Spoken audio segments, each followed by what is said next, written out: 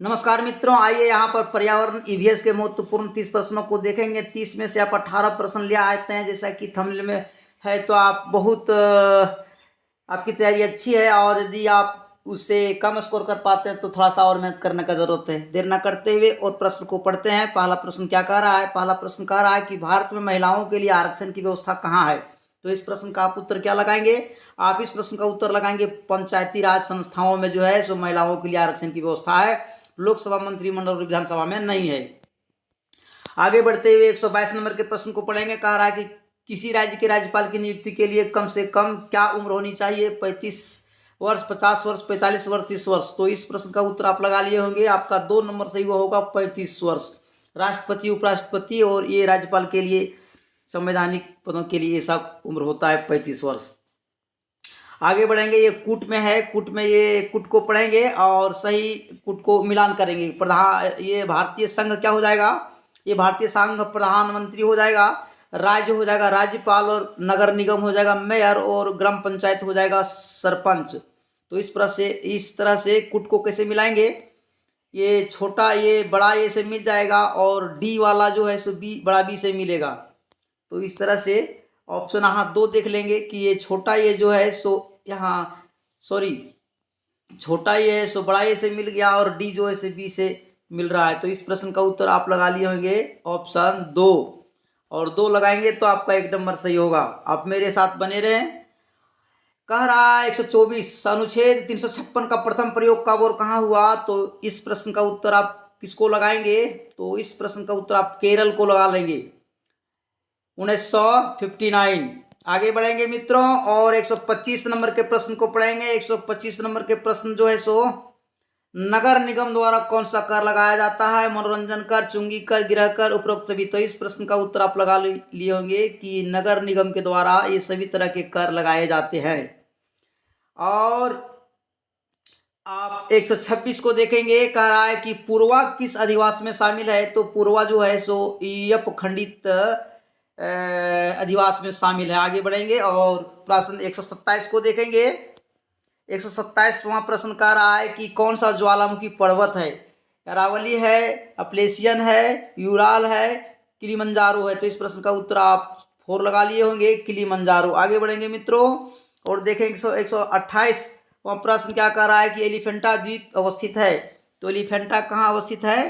तो ये एलिफेंटा जो है सो महाराष्ट्र के अरब सागर के मुंबई बंदरगाह के पास जो है सो अवस्थित है। आगे बढ़ेंगे और देखेंगे ये 129 कह रहा है मानसूनी वन पाए जाते हैं जहां वर्षा होती है।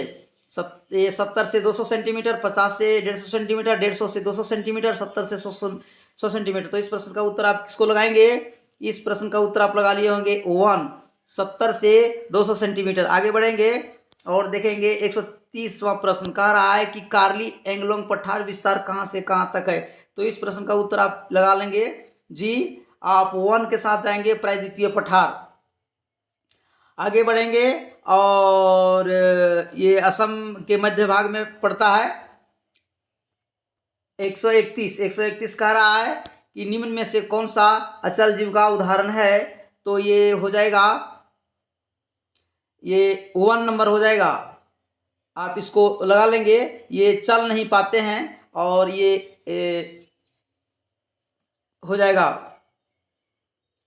आगे बढ़ेंगे और नंबर के प्रश्न को देखेंगे। 132 नंबर का प्रश्न क्या कह रहा है कि प्रोटीन अणुओं की इकाई है। तो कौन है? ग्लूकोज है, एमिनो एम्ल है, ये वसा अम्ल है, विटामिन है। तो इस प्रश्न का उत्तर आप लगा लिए होंगे एमिनो एम्ल, एमिनो एसिड। आगे बढ़ते हैं और 133 नंबर के प्रश्न को पढ़ते हैं। कह रहा है कि निम्न में से कौन सा अंगक पादप कोशिका में अनुपस्थित होता है। तो इस प्रश्न का उत्तर आप लगा लिए होंगे, ये आप किसको लगा रहे हैं? ये हो जाएगा ऑप्शन 4, तारक काय। ये जो है सोलाइसोसोम भी इसको बोलते हैं। और आगे बढ़ेंगे 134 नंबर के प्रश्न को देखेंगे। 134 नंबर का प्रश्न क्या कर रहा है कि मनुष्य के शरीर की सबसे बड़ी ग्रंथि कौन है?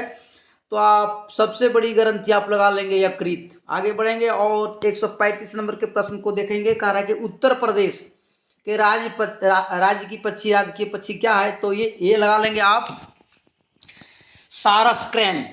सारस्क्रीन मित्रों, हाँ सारस्क्रीन लगा लेंगे तो आप झारखंड के राज्य के पक्षी क्या है आप कमेंट में लिखेंगे। 136 नंबर के ये प्रश्न पढ़ेंगे कि निम्नलिखित में से किस प्रदेश में रेंडियर पाया जाता है। तो आप इसका उत्तर क्या लगाएंगे, आप इसका उत्तर लगाएंगे टुंड्रा प्रदेश। आगे बढ़ेंगे और देखेंगे ये 137 कह रहा है कि निम्नलिखित में से कौन सा एक शीतोष्ण घास मैदान नहीं है। तो ये क्या है, पंपास, ड्राउन्स, पेरियर्स और ये कंपास। तो इस प्रश्न का उत्तर जो है आप लगा लिए होंगे 3। ये जो है सो देखेंगे ये 138 प्रश्न कर जनसंख्या के आकार के अनुसार बृहत्तम महाद्वीप कौन है। तो आप इसको एकदम नज़र बंद करके एशिया को लगा लेंगे और आगे बढ़ेंगे।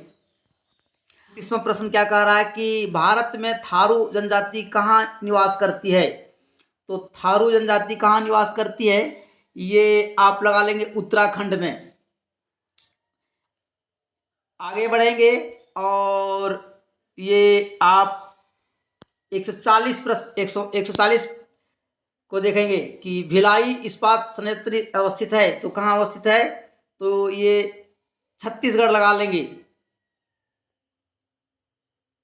आगे बढ़ेंगे, ये कहाँ छत्तीसगढ़ में है मित्रों। आगे बढ़ेंगे और 141 नंबर के प्रश्न जो सो पढ़ेंगे और ये इसका उत्तर देंगे। कह रहा है कि संसार का सर्वाधिक समस्याकारी जलीय खरपतवार जिसे बंगाल का आतंक भी कहते हैं वह है, क्या है ये।